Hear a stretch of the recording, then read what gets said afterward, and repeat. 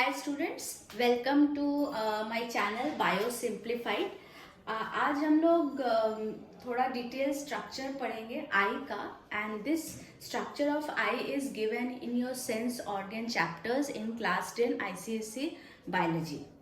आज का वीडियो थोड़ा लंबा होने वाला है बच्चों, क्योंकि हम डिटेल स्ट्रक्चर पढ़ेंगे, तो एंड तक वीडियो ज़रूर देखिएगा और समझने की कोशिश करिएगा।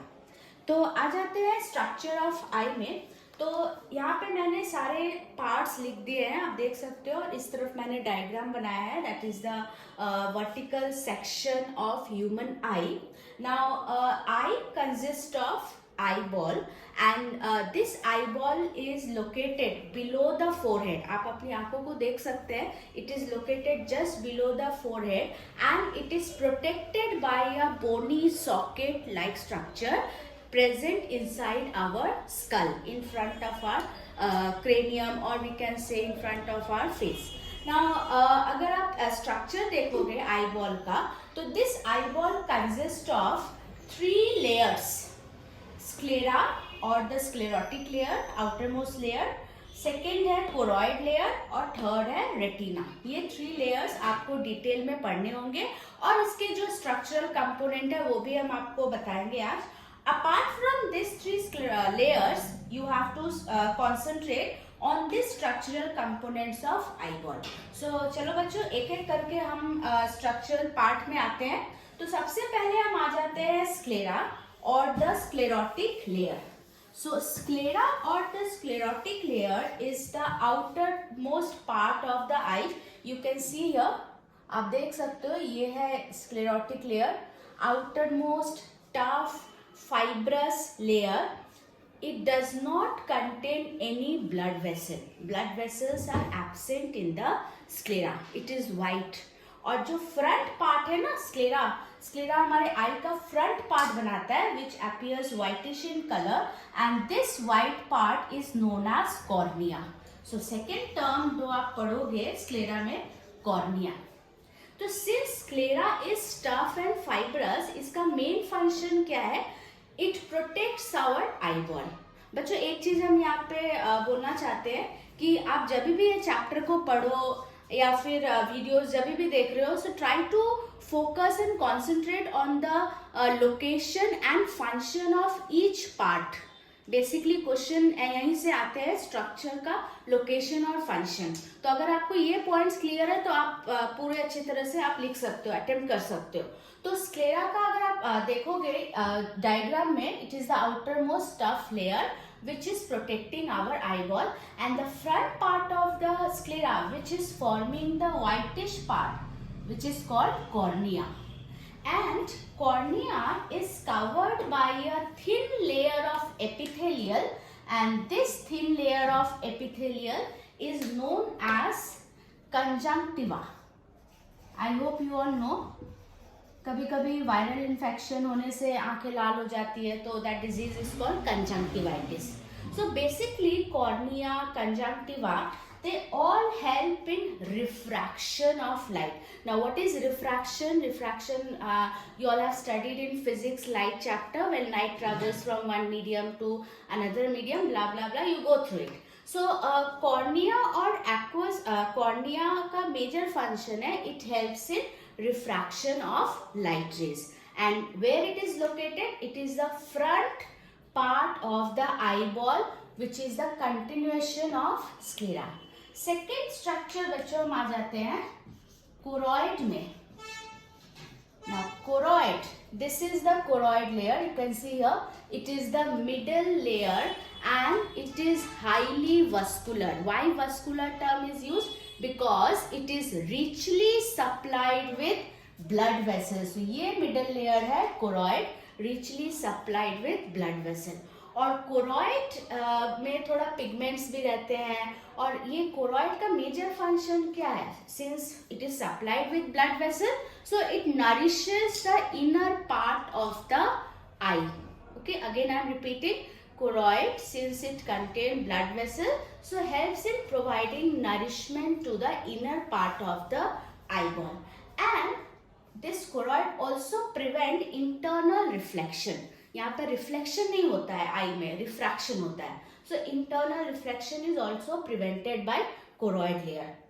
अभी बच्चों आप ध्यान से देखना, this choroid layer forms certain structural component. आप देख सकते हो नीचे की तरफ मैंने यहाँ पे मार्क किया है ciliary muscle. So this is the ciliary muscle. This portion is the ciliary muscle, and this ciliary muscle lead to formation of this extended part. You can see this extended part is known as iris. So iris and ciliary muscles are the parts of choroid. So iris का major function क्या है और ciliary muscle का क्या function है? Now ciliary muscles helps to change the shape of the lens. बच्चों ये lens है, आप देख सकते हो. The shape of the lens मतलब ज्यादा ये कर्व हो जाएगा, कभी फ्लैट हो जाएगा. It depends upon the distance of the object. तो सिलियरी मसल क्या करता है ना, ये लेंस का शेप कभी इसको बहुत ज्यादा कर्व कर देगा, कभी फ्लैट कर देगा. तो ये डिपेंड करता है सिलियरी मसल्स के एक्शन में, because it is highly flexible and elastic. Now iris आप जो देख रहे हो, आइरिस इज लाइक आप बोल सकते हैं विंडो का जो पेन होता है वो विंडो को कवर करने के लिए, तो उस तरह से काम करता है. आप दोनों आइरिस के बीच में आप ध्यान से देख सकते हो, there is a very small aperture window, and this aperture is known as pupil. अभी प्यूपिल का क्या फंक्शन है? Pupil allow entry of light, allow entry of light. अभी आइरिस का क्या फंक्शन है? आइरिस क्या करता है, ये प्यूपिल के साइज को कंट्रोल करता है.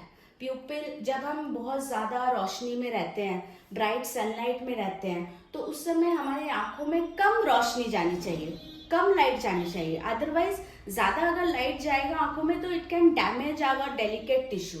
सो to control the size of the pupil, iris क्या करता है, प्यूपिल का साइज को छोटा कर देता है, एकदम कॉन्स्ट्रिक्ट कर देता है ताकि कम लाइट जाए आंखों में. बट जब हम डीम लाइट में रहते हैं, हमको इधर उधर की चीजों को देखना है क्लियरली, तब हमको ज्यादा लाइट चाहिए आंखों को, तो उस समय क्या करता है, आइरिस प्यूपिल के साइज को बड़ा कर देगा ताकि ज्यादा लाइट हमारे आंखों में जाए. सो आइरिस का मेन फंक्शन क्या है? Iris controls the size of the प्यूपिल and regulates amount of light entering in our eyes. I hope it is clear. So pupil is allowing entry of light, but iris is regulating size of the pupil and controlling amount of light entering into it. I hope it is clear. Now moving on to next structural part or the eyeball. हम जाते हैं third layer of eyeball, that is retina. Retina is highly sensitive layer. जैसे camera का screen होता है उस तरह से रेटिना भी एक स्क्रीन के तरह काम कर रही है. तो this is the retina, inner most sensitive layer. हमने रेड से मार्क किया है, आप देख सकते हो वो पूरा रीजन रेटिना है.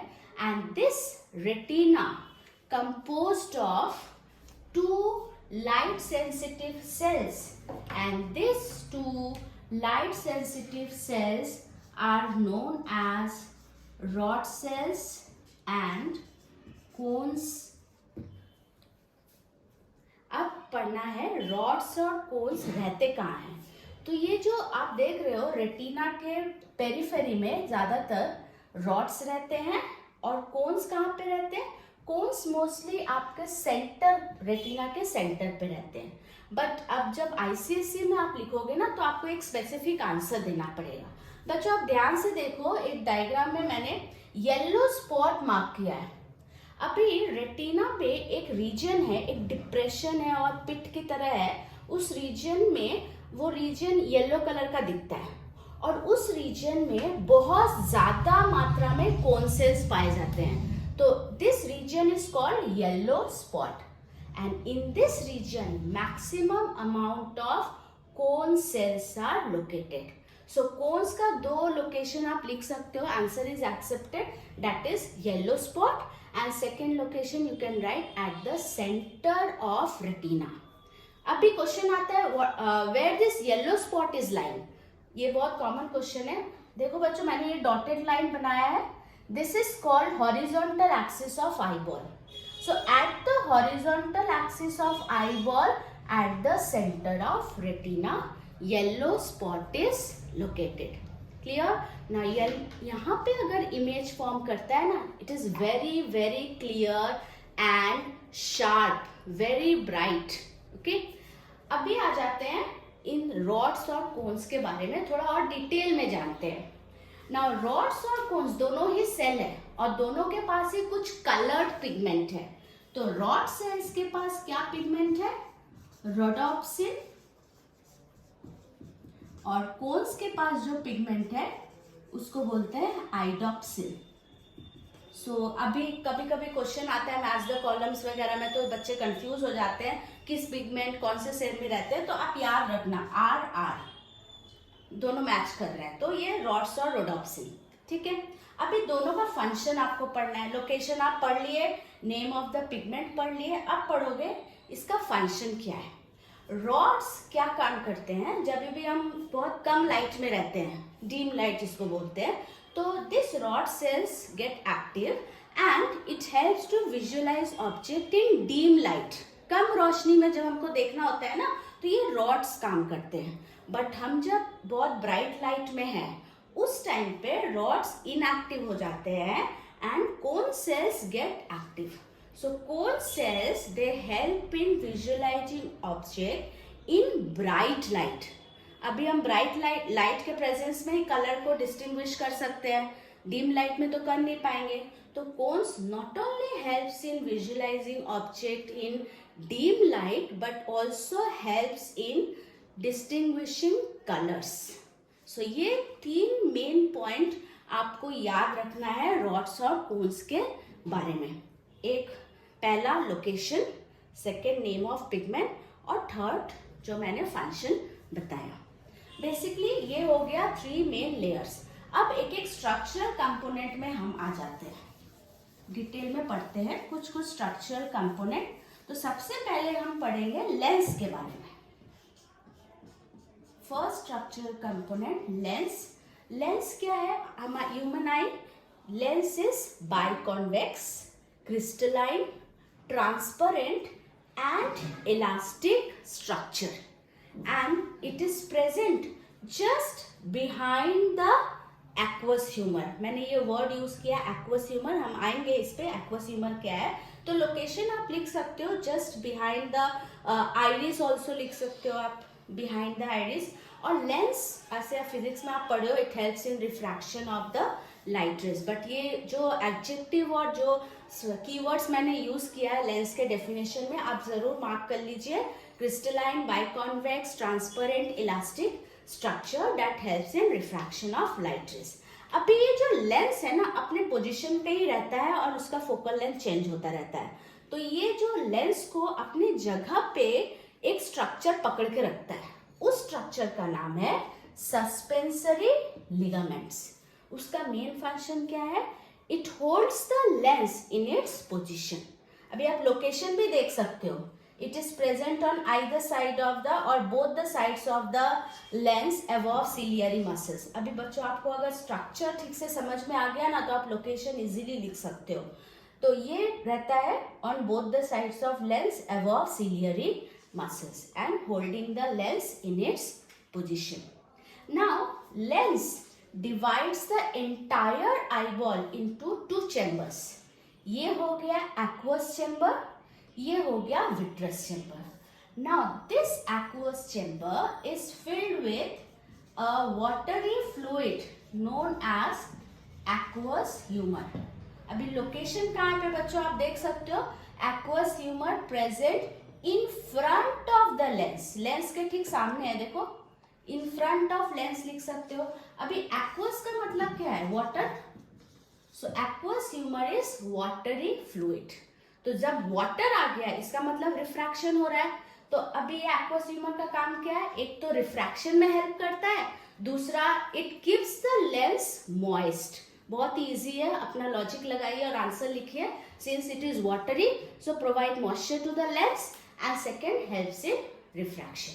अभी लेंस के पीछे की तरफ आ जाते हैं, ये जो मेजर बल्क है आई बॉल का, इस चैम्बर को बोलते हैं विट्रस चैम्बर। और इस चैम्बर में जो फ्लूइड है उसका नाम है विट्रस ह्यूमर। अभी ये बच्चों, विट्रस का मतलब क्या होता है? Vitreous means jelly like, jelly की तरह फ्लूइड है, नॉट वाटरी। तो ये जेली के लिए फ्लूइड जो है, it helps in maintaining the shape of the entire eyeball, as well as not only shape, it also prevents internal scattering of the light rays। ये हो गया दो मेजर फंक्शन। लोकेशन आ सकता है, एक तो लोकेशन है विट्रस ह्यूमर का बिहाइंड द लेंस, और एक फंक्शन आ सकता है। तो एक्वस ह्यूमर, विट्रस ह्यूमर का जब भी आपको डिफरेंस लिखने आए तो टू मेजर पॉइंट्स आप लिख सकते हो, एक लोकेशन के ऊपर और दूसरा फंक्शन के ऊपर लिख सकते हो। फिर आ जाते हैं नेक्स्ट स्ट्रक्चरल कंपोनेंट में। अच्छा, ऑप्टिक नर्व, अभी इसका क्या काम है बच्चों? आप एक चीज याद रखना, ये जो रेटिना है इसका मेजर फंक्शन क्या है? रेटिना पे इमेज फॉर्म करता है। अभी जब इमेज फॉर्म किया, उसका तो जो इलेक्ट्रिकल वेव्स है या इम्पल्स है वो तो ब्रेन में जाना चाहिए, तभी तो हम चीजों को देख पाएंगे।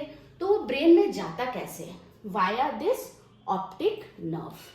ये optic nerve is carrying the impulse for image to the brain, and brain interprets that image as erect. एक चीज याद रखना बच्चों, रेटिना पे जो इमेज फॉर्म करता है ना, दैट इज इन्वर्टेड, उल्टा होता है। अगर आप पेड़ को देख रहे हो तो पेड़ का इमेज यहाँ पे उल्टा आएगा, इन्वर्टेड आएगा, but optic nerve is carrying that impulse and your brain is interpreting that the object और tree is erect and the similar size. Size also यहाँ पे मैटर करता है। तो ऑप्टिक नर्व का मेजर फंक्शन ये है।